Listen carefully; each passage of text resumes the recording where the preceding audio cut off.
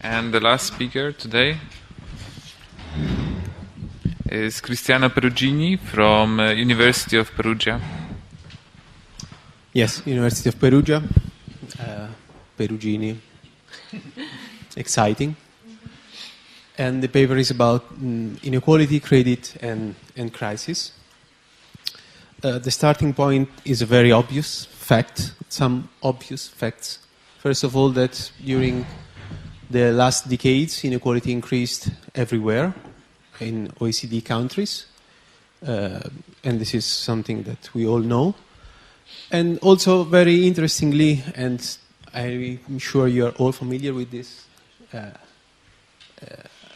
diagram, that in the US, the level of inequality observed just before the crisis was only reached before the crisis in 29, which probably tells something. Conventional knowledge is that financial crises are triggered by excessive debt, and this has been explained by a number of authors, very influential and with with good narratives. And this excessive debt crisis link has now been confirmed largely by empirical evidence by many authors.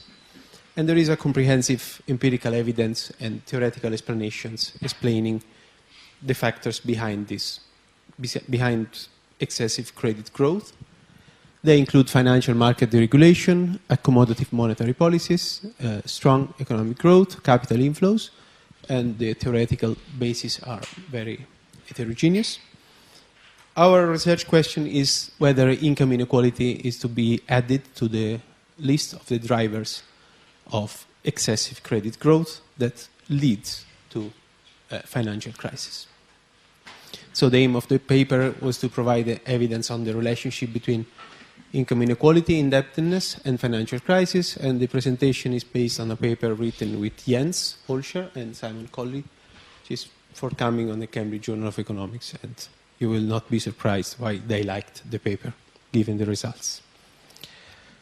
A few words about the fact that the link between inequality and the crisis attracted some attention recently.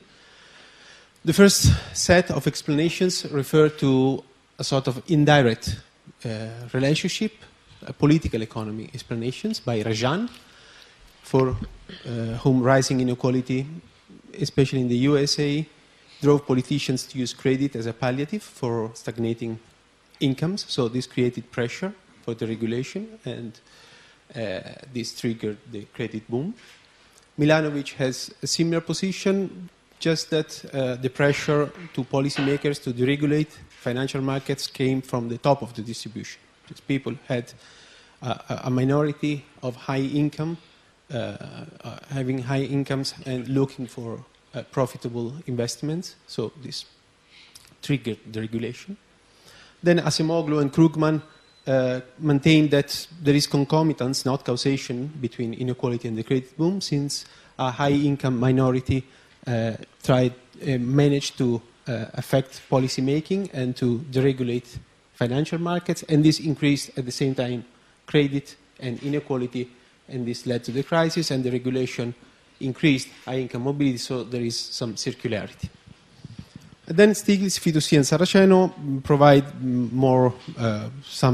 an explanation more related to the aggregate demand. So inequality increased, and this depressed aggregate demand because shifted income from people with high propensity to consumption to people to high propensity to savings. The policy reaction was monetary loosening, and then credit boom and the crisis. The second group of explanations are more direct, and they are provided by Kumhoff and Rancière, 2010, in which they provide in the paper a DSGE model in which there are two individuals, two types of individuals, investors and workers. Investors have only capital income and they invest money, and they, through the financial system, the banks, they lend money. And workers who consume, basically do not save, and their consumption function is, so their present consumption is a function of consumption of some previous level attained in previous years. And when the income is not sufficient to attain the consumption level, they simply borrow. They go to the bank and borrow.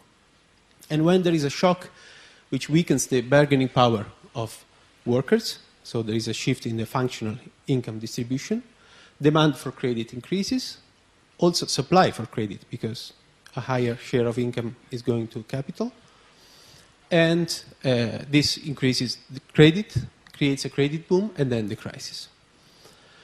The last group of papers refers to an explanation of increasing income, increasing inequality, relating it to increasing inequality leading to increasing credit and indebtedness, based on a model of relative income, so consumption, what they call consumption cascade hypothesis, in which the consumption functions of those who borrow is a function of previous consumption and consumption of a reference household. So basically increased expenditure by some people leads those just below them on the income ladder to spend more, and this cascade, there is a cascade, so is sort of imitative consumption with some reference household. This is just a summary, and there is also some empirical evidence provided by Atkinson and Morelli, and they provide evidence of a link between inequality and crisis for the US, but they do not find any universal link between the two variables. Bordeaux and Meissner, who are the authors who inspired basically our paper as a reaction to them, find that credit growth precipitates financial crisis, but rising inequality is not a significant predictor of credit growth. And Kumhoff and others, calibrating their DSG model to UK, find that inequality is associated with credit growth and then to the probability of a crisis. So there are many theoretical explanations. Most of them are narratives. Some of them are based on models, and empirical evidence is mixed. This is the way we contribute to this debate, to this field. We have 18 countries instead of 14 of Bordeaux and Meissner. Our time coverage is 1970 to 2007. Bordeaux and Meissner start from 1920, but then the panel is very, very much unbalanced. So what drives the result is the last time span. Our core variables are credit as a percentage of GDP by the World Development Indicators dataset. Income inequality is the income share of the top 1%, and then top 5 and top 10% for robustness checks from World Top Income database. And we include, different from Bordeaux and Meissner, indicator of credit market deregulation from the Economic Freedom of the World database. We have control variables related to the literature explaining credit growth, their capital formation as a percentage of GDP, portfolio investments, some monetary policy controls, and real per capita GDP and per capita real GDP growth. Some preliminary evidence. Here you have 4 countries of our sample, and you see that private credit of GDP is associated to the probability, in a way, of a financial crisis happening. And this is also shown with simple logic regressions. So increasing credit GDP increases the probability of having a banking crisis as defined by Levin and Valencia. There is some co-movement between inequality, top 1%, financial deregulation, and credit on GDP. This is the sample this is the average for our sample. And for some countries in which the relationship seems particularly holding. So some countries for which it is clear. Since among our explanatory variables, the theory or the narratives of influential authors provide ground for some relationships, we also, again in a descriptive setting, run some grandeur causality tests with the limitations of grandeur causality. And we simply found that the regulation does not grandeur cause inequality, as Acemoglu in a way would suggest. Inequality does not grandeur cause deregulation, as Rajan would say. And inequality does not grandeur cause lax monetary policies, as Stiglitz would say. This is our model. We have time and country fixed effects. Lag-dependent variable. Our key variables are inequality and financial deregulation, and then control variables. We have a panel approach and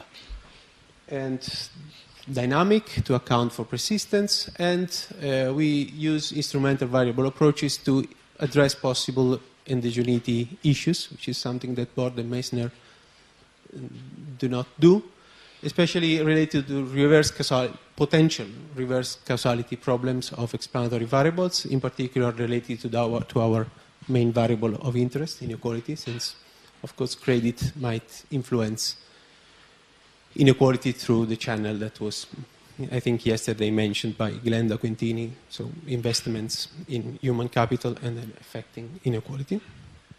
We rely on, instead of on one single estimation method, on first of all panel corrected standard error, so it's simply a fixed effect model.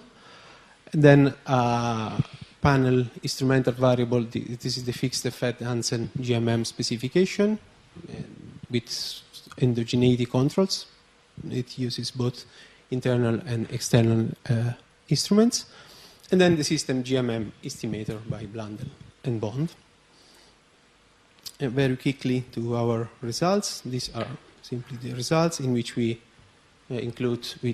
we increase the number of instrumented variables. And as you see, or maybe you don't see, but still it is, I can tell you, inequality is the relationship between inequality and our dependent variable, credit on GDP, is positive and significant, as it is the case for the indicator of the regulation. The regulation ranges from 1 to 10 with increasing the regulation in all our estimations. We tried to some interactions, but there were not significant interaction between inequality and the regulation to see if there is some kind of interaction. And in our robustness checks for top 1% and top 10% measures of inequality, the results, the positive relationship still, and significant relationship still holds. We don't need at this time of the day summary, just that our outcomes are in contrast to Bord and Meissner, which does not mean that we are necessarily right, but which does not mean that they are necessarily right. So I would say that there is room to discuss the topic, and that a direct link between income concentration and the level of indebtedness in developed countries cannot be written off, as they would suggest. And basically the obvious policy implications is that the financial system can be made more robust, not only by usual recommendations, but maybe also impacting on the distribution of income and household indebtedness. I was probably shorter than expected, but I was reading their mind. And